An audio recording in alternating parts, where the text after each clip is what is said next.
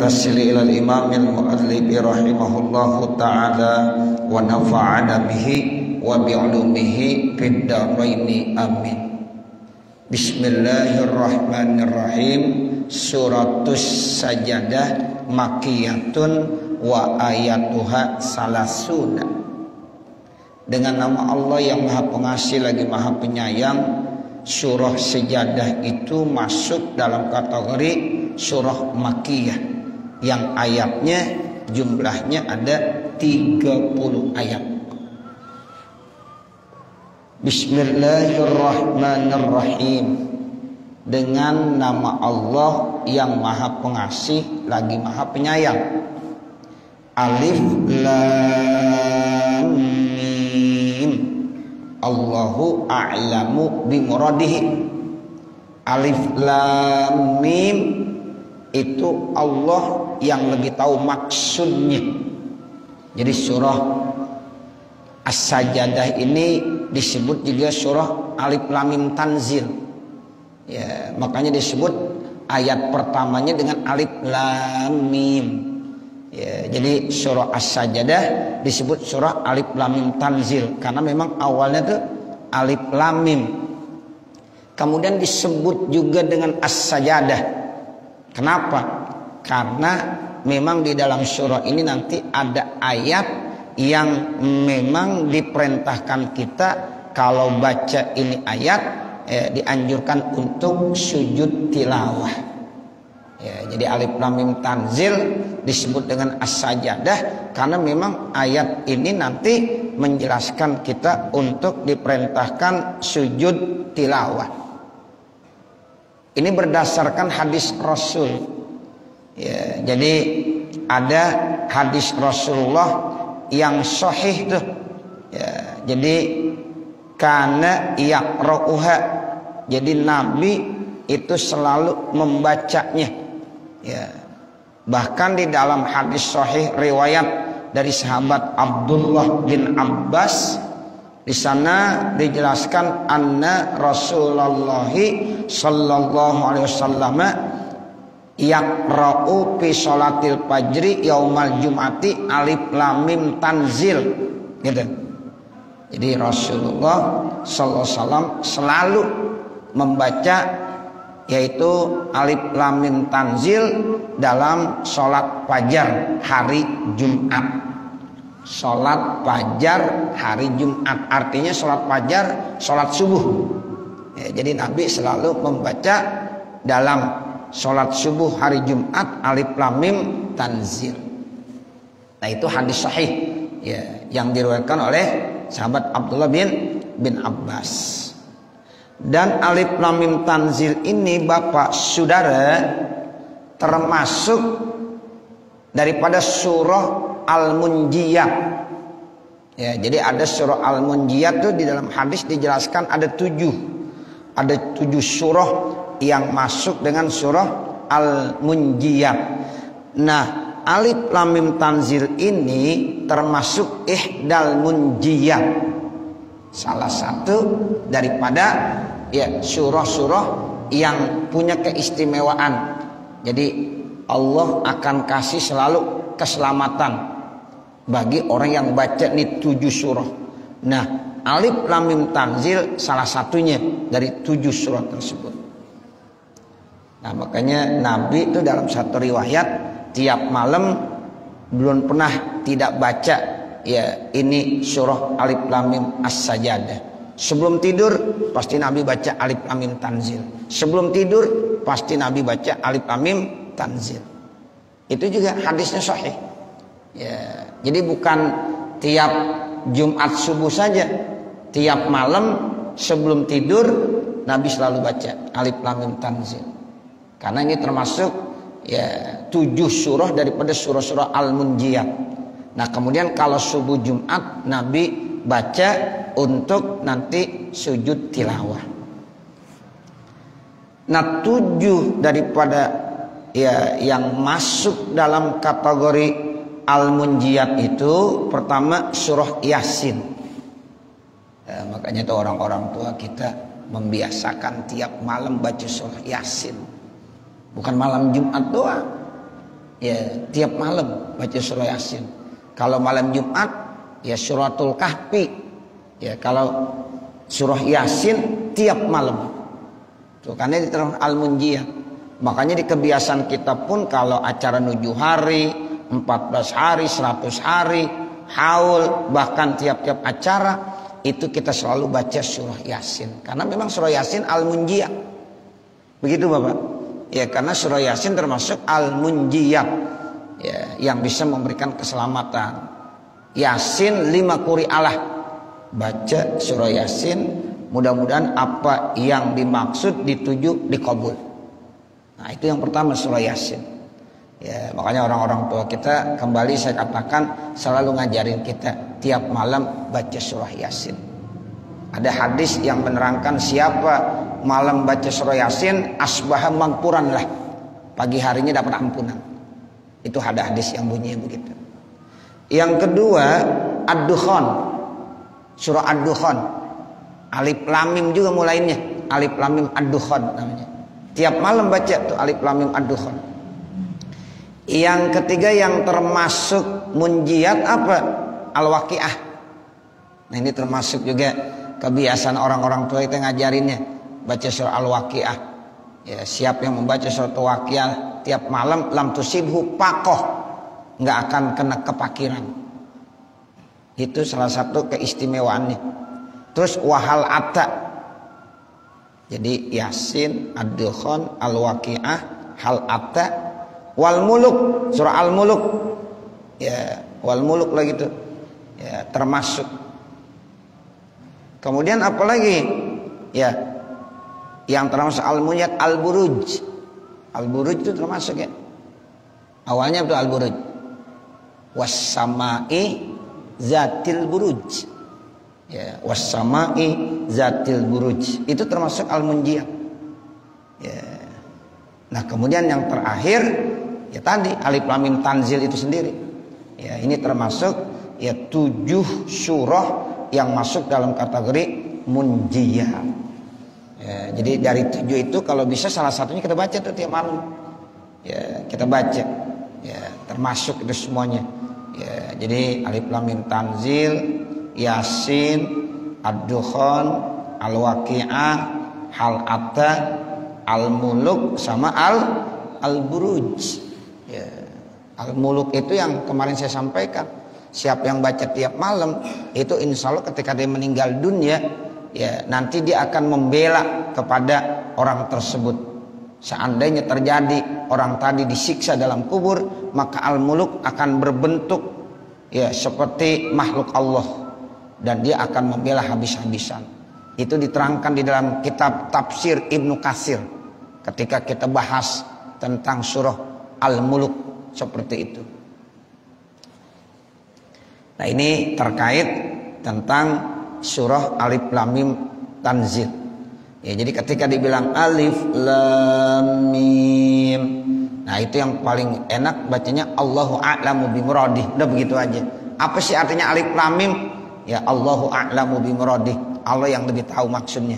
Alifnya apa, lamnya apa, mimnya apa, serahkan kepada Allah karena Allah yang lebih tahu. Tanzilul kitabi al-Qur'ani. Ya, jadi tanzilul kitab diturunkan ini Al-Qur'an. Jadi Alkitab bermakna Al-Qur'an. Jadi banyak nama-nama Al-Qur'an, di antaranya Alkitab. Ya, jadi tanzilul kitab artinya Al-Qur'an diturunkan. Mubtadaun itu jadi mubtada. La raiba artinya la syakka fihi. Jadi Al-Quran diturunkan itu la raiba fihi khobarun awalun. Bacanya begitu. Ya, na'at man'ut aja. Khobarun awalun. Ya, jadi itu jadi khobar. Khobar yang pertama. La raiba fihi. Tanzilul kitabi la raiba fihi. Al-Quran diturunkan itu tidak ada ragu-ragu lagi. Tidak perlu diragukan. Itu artinya la raiba fihi. La syakka fihi, tidak diragukan lagi. Jadi khobarun awalun mir rabbil alamin, yang turunnya itu dari Allah pemilik alam ini. Nah, itu i'rabnya min rabbil alamin khobarun sanin.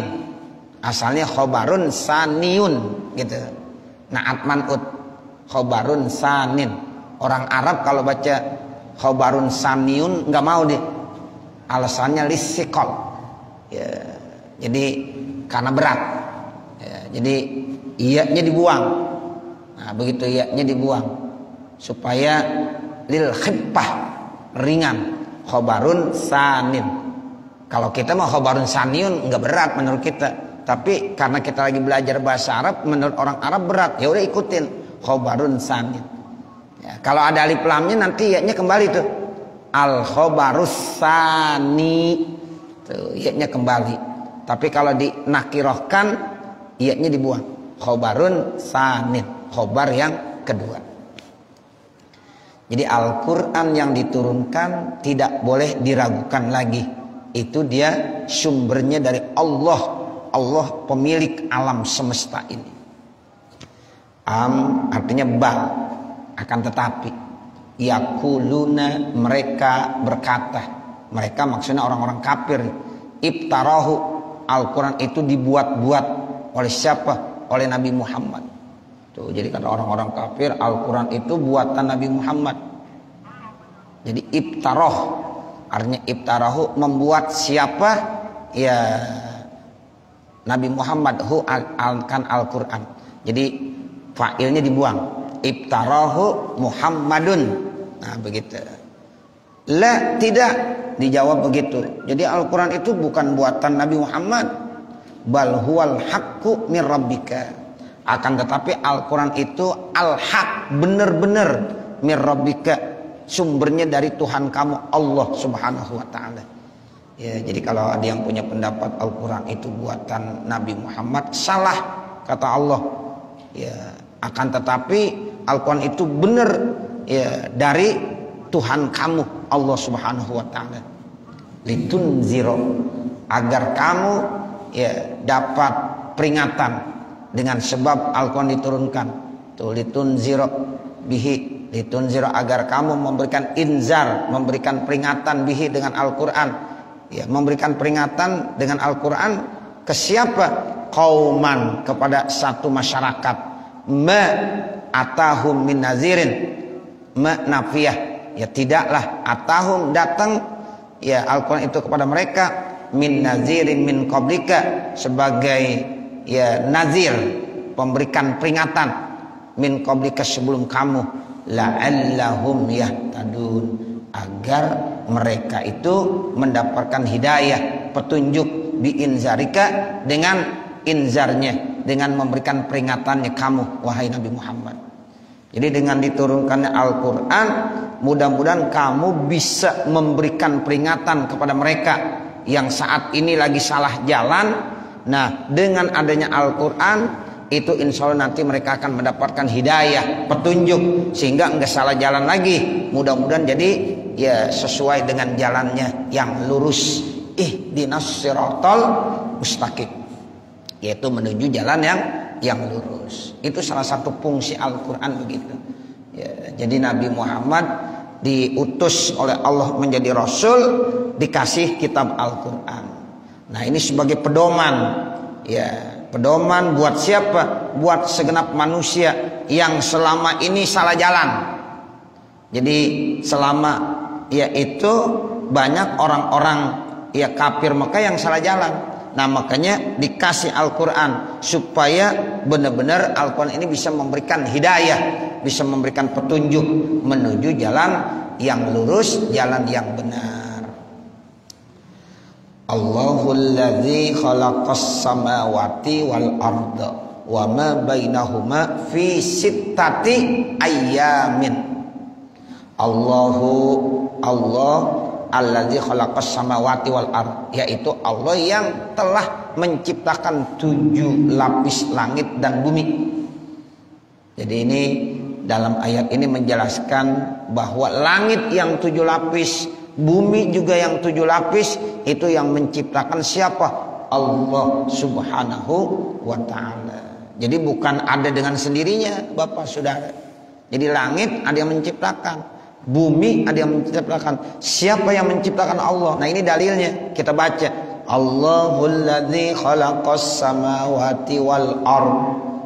Bahkan bukan langit dan bumi saja, wa ma bainahuma, dan apa-apa yang ada di antara langit dan bumi. Artinya semua yang terdapat di langit dan bumi, termasuk semua planet-planet, itu ciptaan Allah Subhanahu wa taala.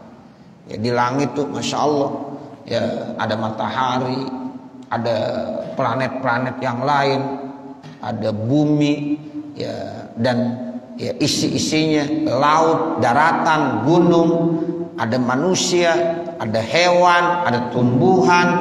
Itu semuanya yang menciptakan siapa? Allah Subhanahu wa taala. Tuh begitu Masya Allah. Inilah ya ayat Al-Quran yang menerangkan tentang keimanan. Ya, makanya kalau kita belajar ilmu tauhid, Allah ada enggak? Iya, Allah ada. Allah itu wajib bersifat apa? Wujud. Nah, kalau ditanya mana dalilnya Allah itu punya sifat wujud? Nah, itu di dalam kitab-kitab tauhid dijelaskan adanya langit dan bumi. Dengan adanya langit dan bumi itu udah otomatis adanya Allah. Karena nggak mungkin langit dan bumi ada dengan sendirinya, tetapi pasti ada yang menciptakan. Nah, yang menciptakan itu siapa? Tidak lain adalah Allah Subhanahu wa taala. Allahul ladzi khalaqas samawati wal ard wa ma bainahuma, dan apa-apa yang ada di antara langit dan bumi. Fi sittati ayamin, dalam ya 6 hari. Jadi ini dalil yang menjelaskan bahwa bumi dan langit diciptakan oleh Allah dalam waktu 6 hari. Walaupun Allah mampu iza aroda syai'an ayyakula lahu kun fayakun. Bisa aja kalau Allah mau. Cuma kenapa ini sampai 6 hari? Mengajarkan segala sesuatu perlu ada proses. Ini kalau kita belajar ya dari manfaat hikmahnya. Kenapa Allah ciptakan langit dan bumi kok 6 hari? Bukan sehari aja, bukan setengah hari aja, bahkan bukan langsung aja kun fayakun. Nah, tujuannya bahwa segala sesuatu itu harus berproses, Bapak Saudara. Tuh, kita diajarkan hidup begitu, ada proses. Nggak bisa langsung instan.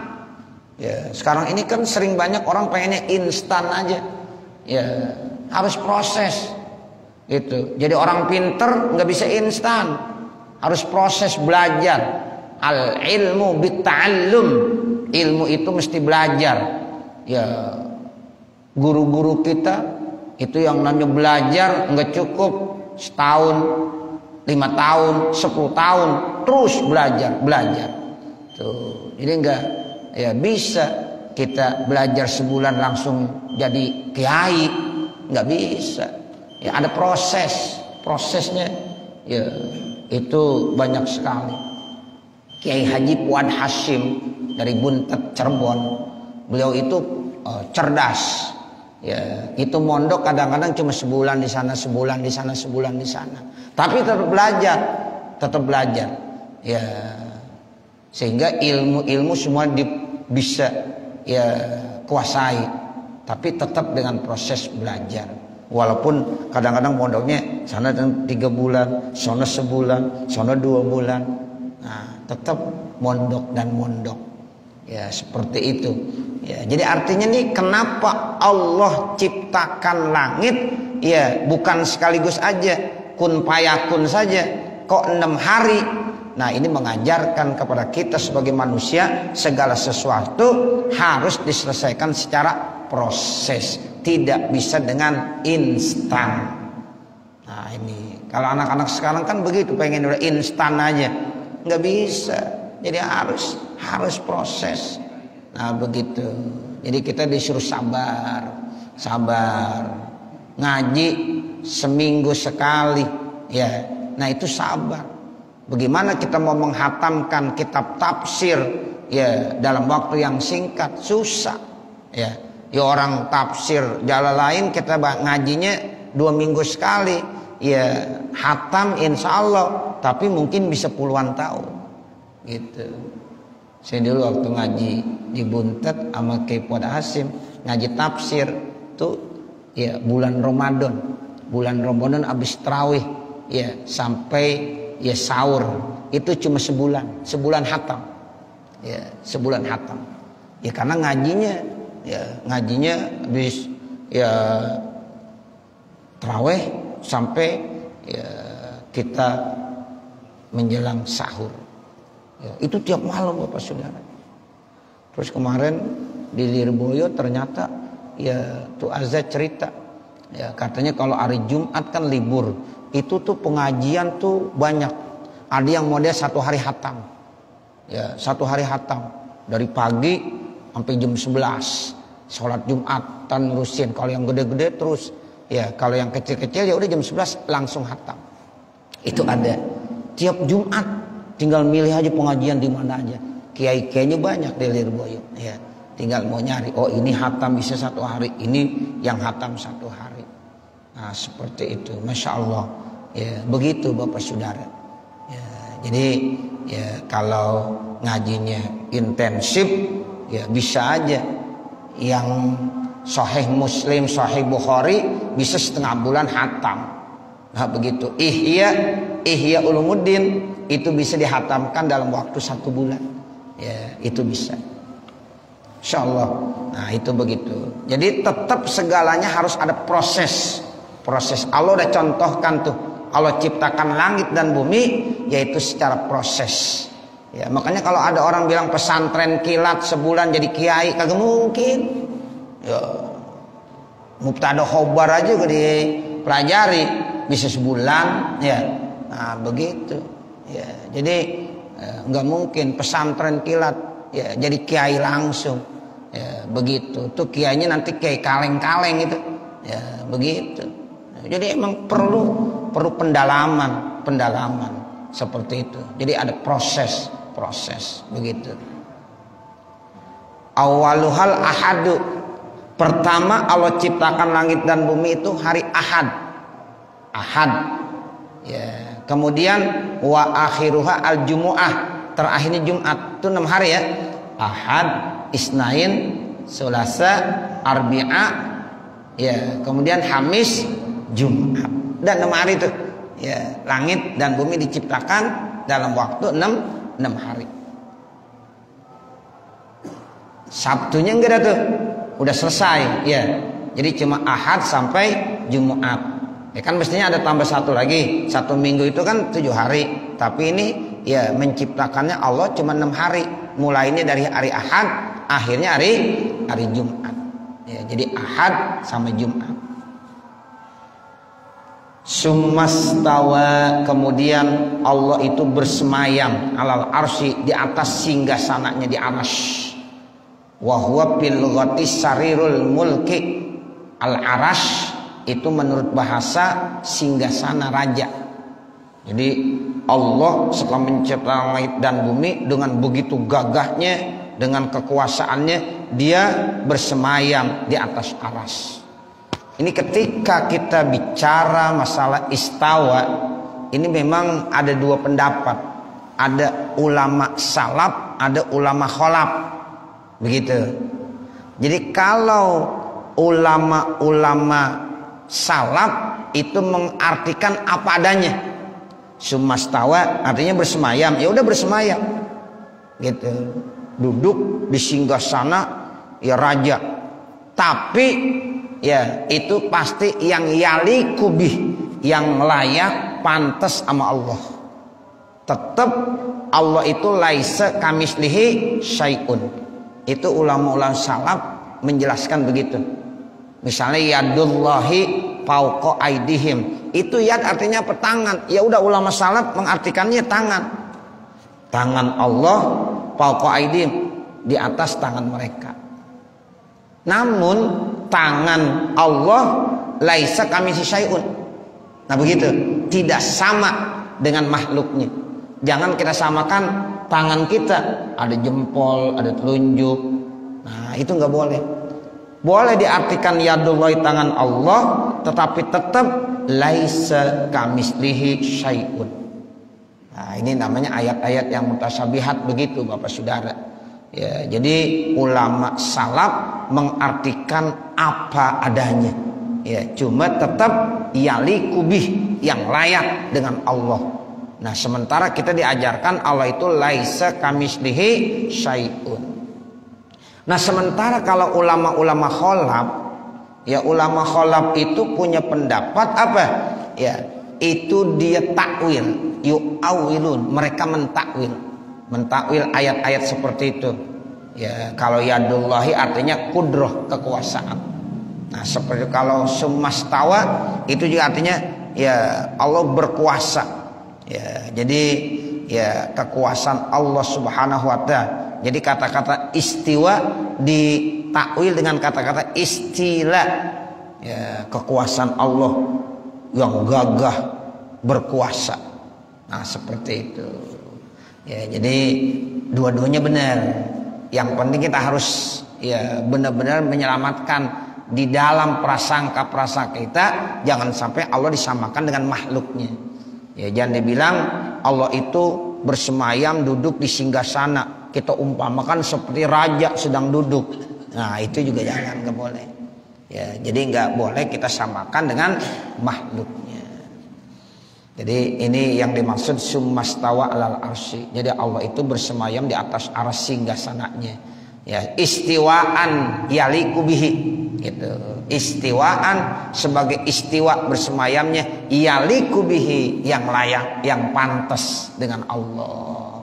Enggak boleh kita nanti ya punya pemahaman wah seperti manusia. Ya, itu enggak boleh. Ya, tetap Allah laisa kamislihi syai'un. Jadi Allah tidak sama dengan segala ya makhluk-makhluknya.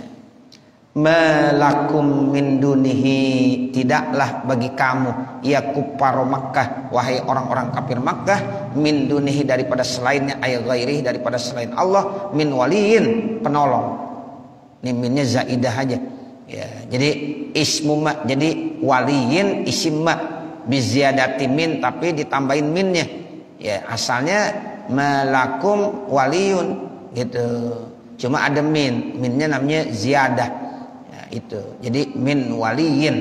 I'rabnya jadi apa wali? Isim ma. Ma itu kan beramal juga, sama seperti kana. Jadi malakum min waliyin, tidaklah bagi kamu selain Allah Subhanahu wa taala penolong. Jadi nggak ada yang bisa memberikan pertolongan kecuali hanya pertolongan Allah Subhanahu wa taala. Jadi wali maknanya nasirin. Jadi min waliin ay min nasirin. Wala syafi'in, sama tuh. Waliin, syafi'in, nasir, syafi' penolong juga. Bidaf'i azabihi ankum, dengan menolak atau yadfa'u azabahu ankum. Allah dia menolak azabnya ankum dari kamu. Jadi nggak ada yang bisa memberikan pertolongan dari ya azabnya Allah Subhanahu wa taala. Tidak ada yang bisa menolak azab Allah Subhanahu wa taala kecuali hanya Allah sendiri yang bisa. Tuh, sebab nggak ada di sana penolong-penolong. Ya, semuanya atas kehendak dan kekuasaan Allah Subhanahu wa taala.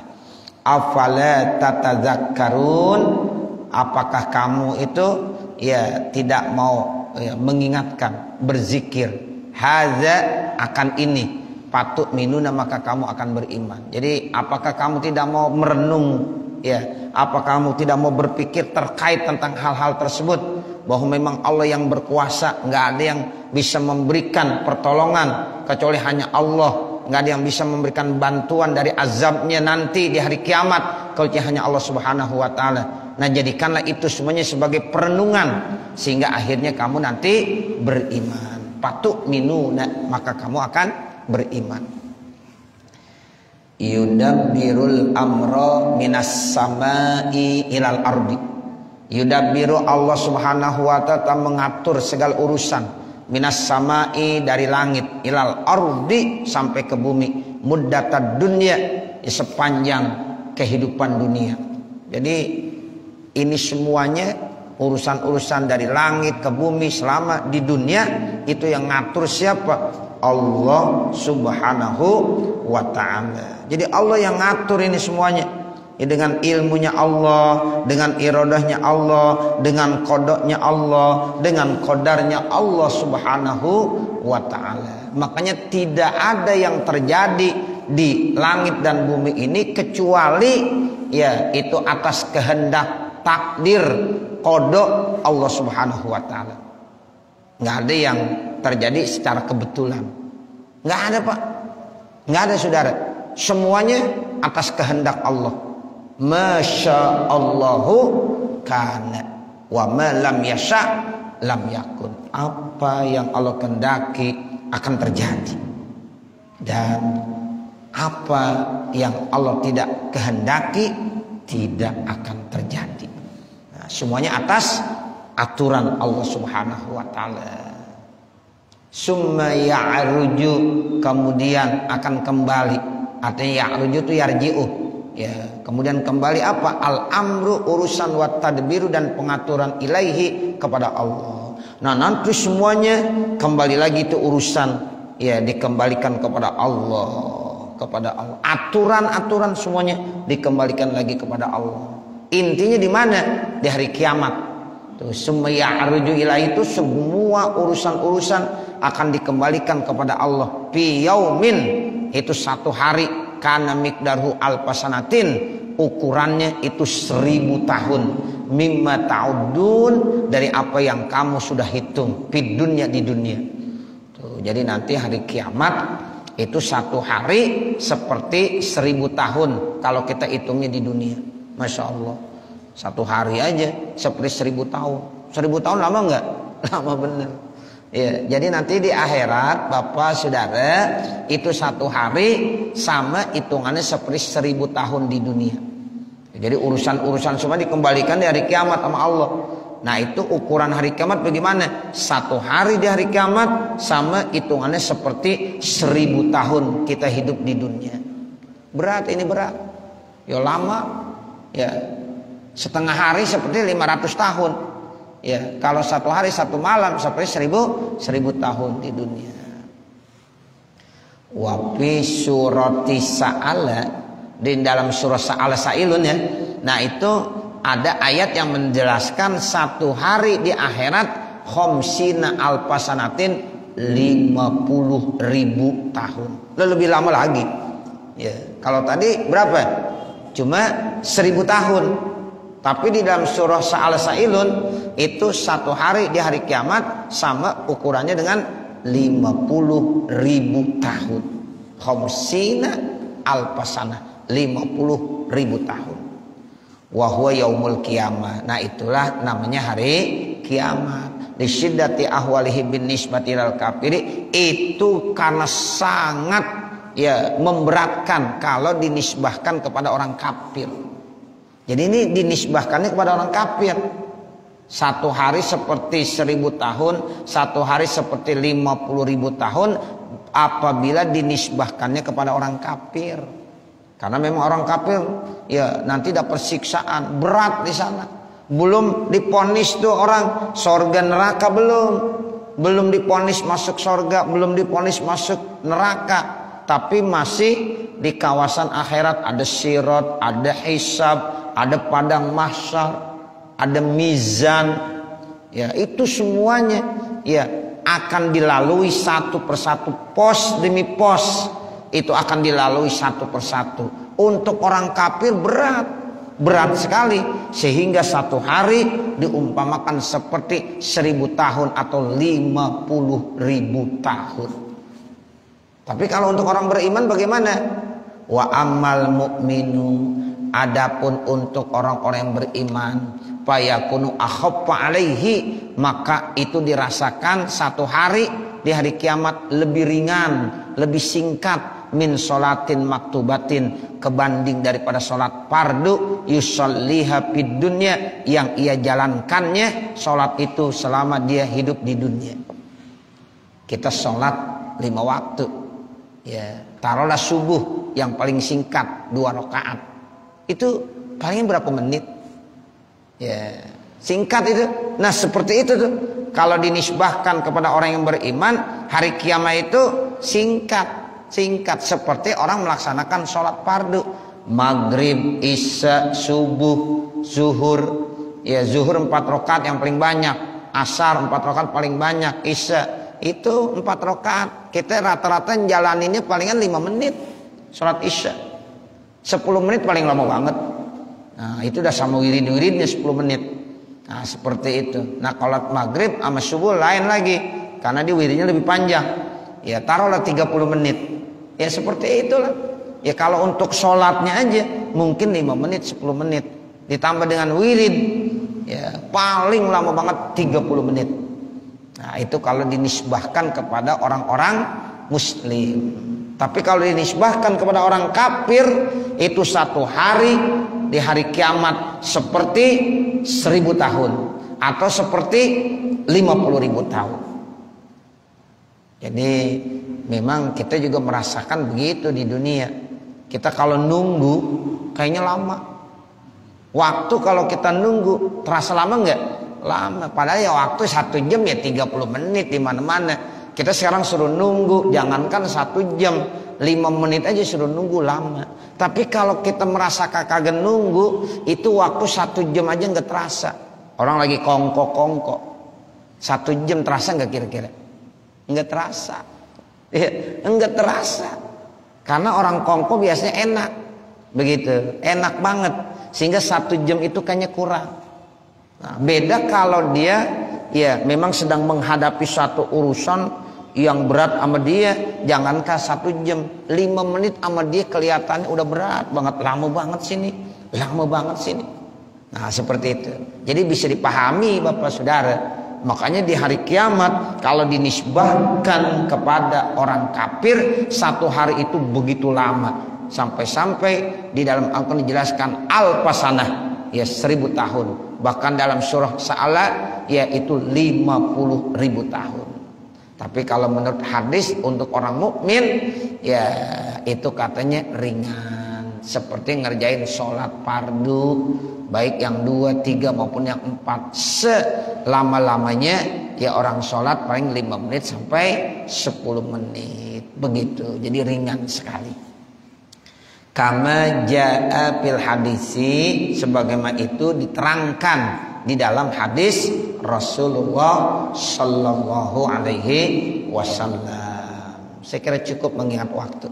Ya, nanti baru lanjutkan lagi. Zalika alimul ghaibi wasyahadah dan seterusnya. Mudah-mudahan apa yang kita baca ada manfaatnya. Amin ya rabbal alamin.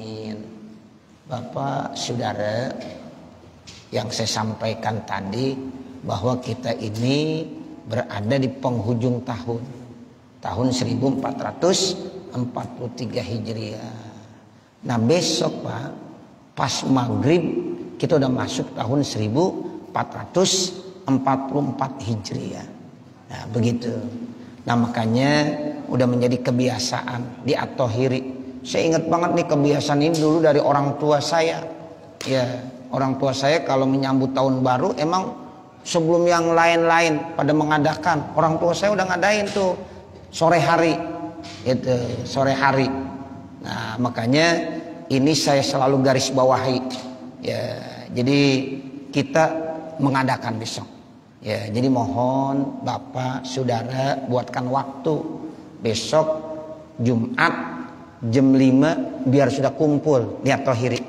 Ya, jadi jam 5 besok biar udah kumpul di At-Thahiri. Acaranya ngapain?